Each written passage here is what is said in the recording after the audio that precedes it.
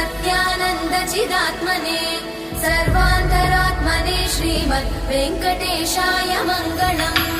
स्वतः सर्वविदे सर्वशक्तये सर्वशेषिने सुलभाय सुशीलाय वेङ्कटेशाय मङ्गलम्। परस्मै ब्रह्मणे पूर्णकामाय परमात्मने प्रयुञ्जे परतत्त्वाय वेङ्कटेशाय मङ्गलम्। आकालतत्त्वमशान्तमात्मनामनुपश्यताम् अतृप्त्यमृतरूपाय वेङ्कटेशाय मङ्गलम्।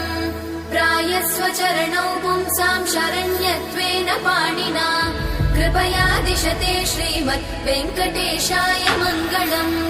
दयामृततरङ्गिण्यास्तरङ्गैरिव शीतलै अपाङ्गैः सिञ्चते विश्वम् वेङ्कटेशाय मङ्गलम्।